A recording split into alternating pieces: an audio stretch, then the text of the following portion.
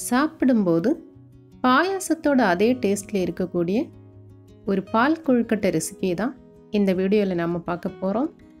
Welcome to homemade recipes Tamil.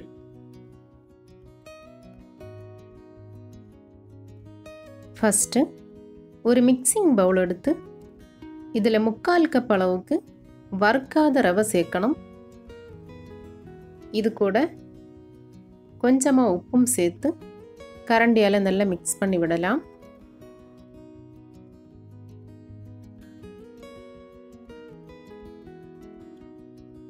இனி இது கூட கொஞ்சமாக தண்ணி சேர்த்து சப்பாத்தி மாவு பதத்துக்கு நல்ல கெட்டியாக பிசைஞ்சு வைக்கணும்.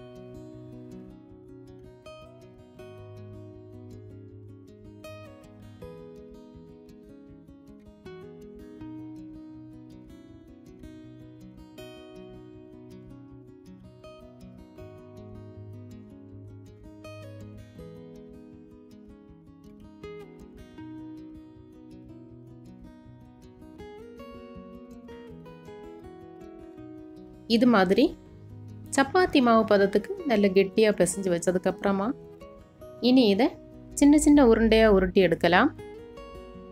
நமக்கு பிடிச்ச ஷேப்பில் சின்ன சின்ன உருண்டையாக உருட்டி எடுத்தால் போதும்.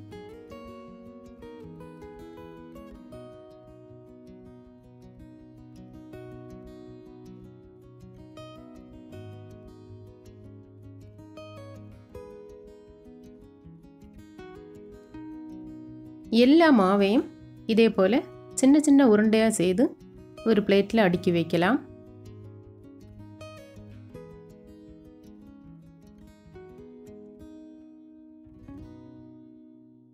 அடுத்ததாக ஒரு பாத்திரத்தை ஸ்டவ்வில் வச்சு இதில் 2 டீஸ்பூன் அளவுக்கு நெய் விட்டு இந்த நெய் சூடானதும்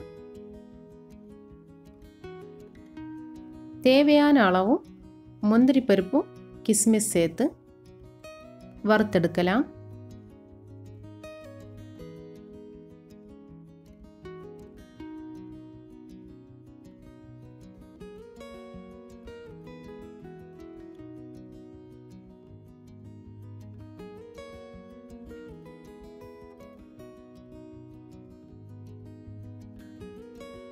வறுத்த முந்திரி பருப்பு கிஸ்மிஸை வேற ஒரு பவுலில் மாற்றிட்டு அதே பாத்திரத்தில் 1/2 லிட்டர் அளவுக்கு பால் சேர்க்கணும். இந்த பாலை நல்லபடியாக கொதிக்க விடலாம்.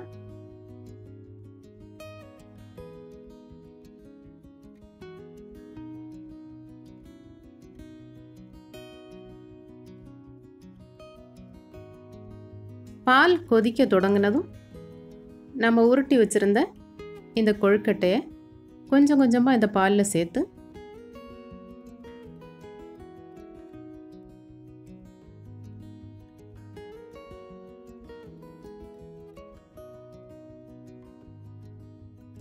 இது கூட 1 கப் அளவுக்கு சீனியும் சேர்த்து 5 நிமிஷம் வேக வச்சா போதும்.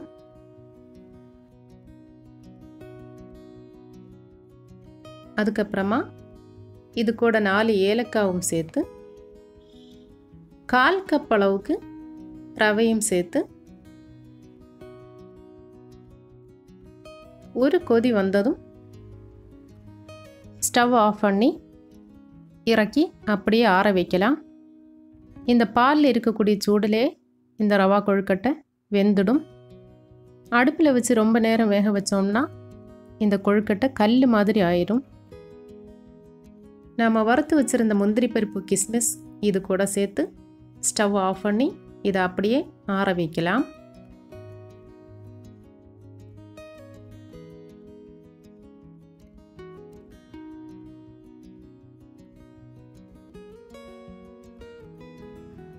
சாப்பிடும்போது பாயாசத்தோட அதே டேஸ்ட்டில் இருக்கக்கூடிய இந்த ரவா கொழுக்கட்டை நீங்களும் ஒரு தடவை ட்ரை பண்ணி பாருங்கள்.